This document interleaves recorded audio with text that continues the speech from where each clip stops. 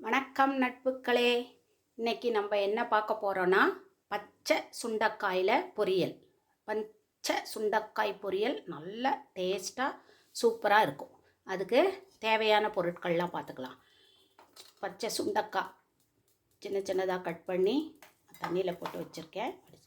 அதுக்கு தேவையான அளவு வெங்காயம் நான் ஒரு 3 பெரிய வெங்காயம் கட் பண்ணி வச்சுருக்கேன். சின்ன வெங்காயம் கட் பண்ணி போட்டாலும் சூப்பர் டேஸ்ட்டாக இருக்கும். அப்புறம் ஒரு பெரிய தக்காளி கட் பண்ணி வச்சுருக்கேன்.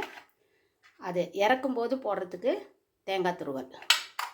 அப்புறம் தேவையான அளவு குழம்பு மிளகாய்த்தூள் நான் ஒரு 2.5 ஸ்பூன் வச்சுருக்கேன். தனி மிளகாய்த்தூள் 1 ஸ்பூன், மஞ்சள் தூள் 1/4 டேபிள் ஸ்பூன், உப்பு தேவையான அளவு, தாளிப்பதற்கு எண்ணெய். இப்போ இது எப்படி செய்யலான்னு பார்க்கலாம் வாங்க. அடுப்பு பற்ற வச்சு வானல் போட்டு எண்ணெய் ஊற்றிக்கலாம். நீங்கள் என்ன சமையல் எண்ணெய் உபயோகிக்கிறீங்களோ போட்டுக்கோங்க. இதுக்கு சொல்கிறதுக்கு மறந்துட்டேன். தாளிக்கிறதுக்கு கடுகு உளுத்தம்பருப்பு 2 வெந்தயம். தாளிக்க கடுகு உளுத்தம்பருப்பு 2 வெந்தயம்,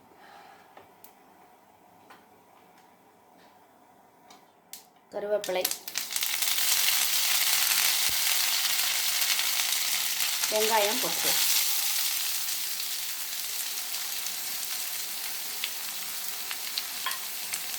வெங்காயத்தை கொஞ்சம் நல்லா வதக்கிக்கலாம்.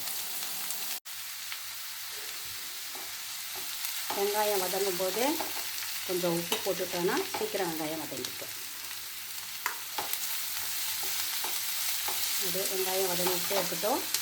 இதுலேயே தக்காளியே போட்டுடலாம்.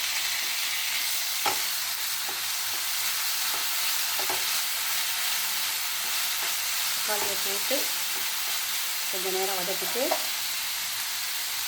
அந்த சுண்டைக்காயை போட்டுடலாம்.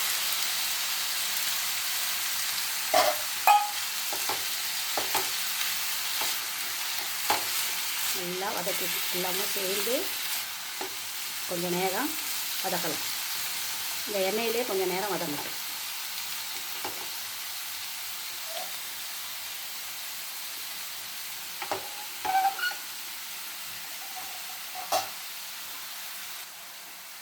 மூடி போட்டு ஒரு 2 நிமிஷம் வைக்கலாம். கொஞ்சம் நேரம் வதங்கிடுச்சு. இப்போது குழம்பு மிளகாய்த்தூள், தனி மிளகாய்த்தூள், கொஞ்சம் உப்பு, மஞ்சள் தூள் எல்லாத்தையும் அதில் போட்டுட்டு நல்லா கலக்கி விட்டுட்டு இது வேகிறதுக்கு தேவையான அளவு தண்ணி ஊற்றி மூடி போட்டு ஒரு 10 நிமிஷம்.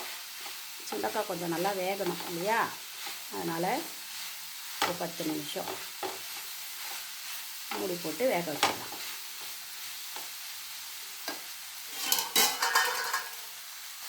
ரொம்ப தண்ணி ஊற்ற வேணாம், சும்மா கொஞ்சமாக ஊற்றினா போதும்.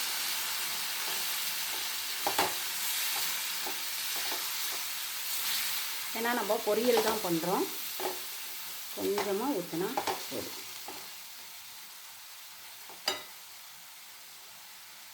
இப்போ இதை மூடி போட்டு வேக வைக்கலாம். மூடி போட்டு வேக வச்சிடலாம். வெந்ததும் உங்களுக்கு காமிக்கிறேன். இப்போது சுண்டைக்காய் வெந்துடுச்சு. நம்ம எடுத்து வச்ச தேங்காய் பூவை இதில் போட்டுட்டு நல்லா ஒரு வதக்கிட்டு ஆஃப் பண்ணிவிட்டு இது சாதத்தில் போட்டும் சாப்பிடலாம், ரச சாதத்துக்கு தொட்டுக்கிட்டும் சாப்பிடலாம், தயிர் சாதத்துக்கும் தொட்டுட்டு சாப்பிட்லாம். இது எல்லாத்துக்கும் டேஸ்ட்டாக நல்லாயிருக்கும். சுண்டைக்காய் வயிற்று புண்ணெல்லாம் ஆற்றும். சுகர் பேஷண்ட்டு மக்கள்லாம் இதை சுண்டைக்காய் அடிக்கடி சேர்த்துக்கணும். அதனால் சுண்டைக்காய் பொரியல் ரொம்ப டேஸ்ட்டாக இருக்கும். இதை சாதத்துலேயும் போட்டு சாப்பிட்றதுனால நீங்கள் இதை நான் சொன்ன முறையில் செஞ்சு பார்த்து சாப்பிட்டு பார்த்து உங்கள் கருத்துக்களை தெரிவியுங்கள் மக்களே. இந்த வீடியோ உங்களுக்கு பிடிச்சிருந்தா ஷேர் பண்ணுங்கள், சப்ஸ்கிரைப் பண்ணுங்கள். தேங்க்யூ. நன்றி.